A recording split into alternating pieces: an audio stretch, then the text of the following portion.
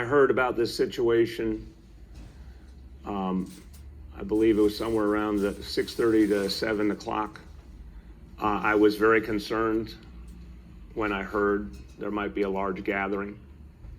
The commissioner will talk about how the NYPD approached it. But I have to say, again, I understand that when people are going through mourning, they're in real pain. But we have to understand what it means to hold a large gathering in New York City today. It means, unfortunately, that people who go to that gathering, some will be sick with this disease. It's just a fact. We know this. Some will spread the disease to others. People, as a result, will die. So I have a long, deep relationship with the Orthodox Jewish community. A lot of personal relationships, a lot of people I know and respect. I have a lot of love for the community. The notion that people would gather in large numbers, and even if they didn't mean to, would spread a disease that will kill other members of the community is just unacceptable to me. So we have to do something different. And we have to break out of whatever we thought was normal in the past, because these are not normal times. So we're not going to be allowing these kind of gatherings in any community. This was by far the largest gathering in any community of New York City of any kind that I had heard of or seen directly or on video since the beginning of this crisis, and it's just not allowable. So we have to change this reality. We will work closely with the community to do it, but we have to change this reality. Commissioner?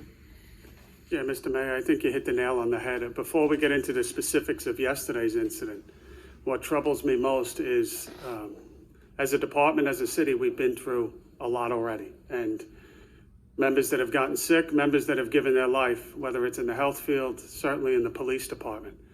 Make no mistake, this large gathering such as this is putting members of my department at risk. And it cannot happen, and it will not happen. And it's going to be met with very stern, as it was last night, immediately being broken up and stern consequences. What we know about yesterday's incident was at approximately 3:30 in the afternoon, we learned of the passing, unfortunately, of a prominent rabbi from the Williamsburg section of Brooklyn. Immediately, within minutes, members of the local precinct were in contact with clergy liaisons and members of the Jewish community in terms of what to expect at that location. Plans were put in place, a detail was put in place. Unfortunately, when you look back at some of the past incidents, there's been a lot of work done throughout New York City with every faith. And people, again, have been overwhelmingly compliant. But there has been a couple incidents that were not so. So contingency plans were put into place. A number of officers were detailed in the unlikely event that large numbers came, and we thought that was a possibility. But absolutely, I think we've been pretty consistent, Mr. Mayor, for what seems like a longer time, but probably months now, that there are to be no gatherings in New York City, such as what we saw last night.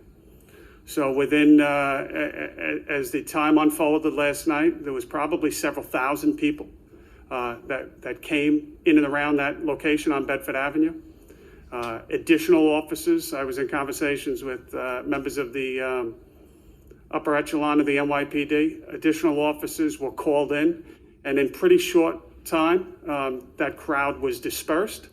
And a number, I think the final tally I saw was 12 summonses were issued for a variety of offenses, certainly social distancing, and then including some for a refusal to disperse. But I want to end where I started with this. What happened last night simply cannot happen.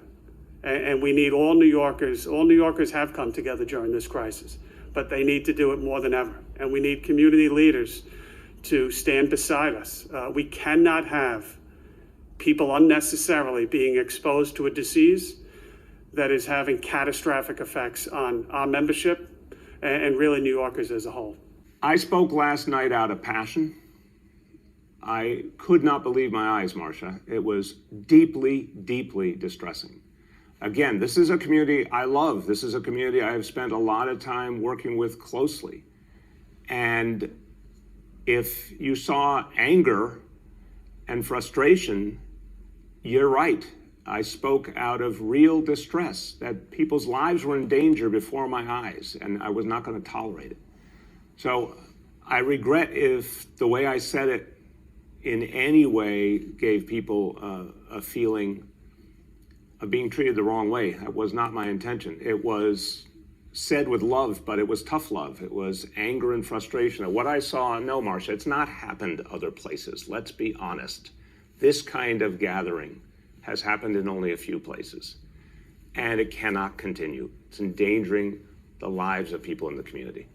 So to all those, I understand politicians, everyone has said, oh, look, this is like people gathering in the park. No, it's not like people gathering in the park. It was thousands of people. Can we just have an honest conversation here? It was not acceptable. We will not tolerate it. I also will not tolerate any anti-Semitism, ever. And for decades, I've made it my business to stand up for the Jewish community, and people know that. Won't tolerate anti-Semitism, won't allow it to grow in the city. We've fought it back many times. My message was to all communities, and that was written in black and white. But it was also to be clear that what I saw, I had not seen anywhere else. And I was trying to be honest about the fact that there's a problem that people have to come to grips with and deal with, or else people in the community will die. And that's not something to get somehow shunted aside. I understand the power of words, obviously, but I'm not going to let that power, that concern about words overcome the value of human life. We're here to protect human beings, and people were put in danger last night. Members of the Jewish community were putting each other in danger. They were putting our police officers in danger. Now, if I see it in any other community, I'll call that out equally. So again, if in my passion and in my emotion, I said something that in any way was hurtful, I'm sorry about that. That was not my intention. But I also want to be clear, I have no regrets about calling out this danger and saying we're going to deal with it very, very aggressively. There were thousands of people crammed onto one block. And when you look at everything that we are going through as a city, we live in an imperfect world. And my department, certainly, I have seen instances of not social distancing. But I could tell you, Marcia, that as you know, there was 2 funerals last weekend for members of the NYPD. We would normally have probably tens of thousands of people at that funeral. We had a handful. People have to be accountable for their own actions, regardless of what neighborhood, ethnicity, where they come from. We cannot have what we had last night. We will not tolerate it. We are going to break it up immediately. And really, you cannot even go to that event. That's what it comes down to.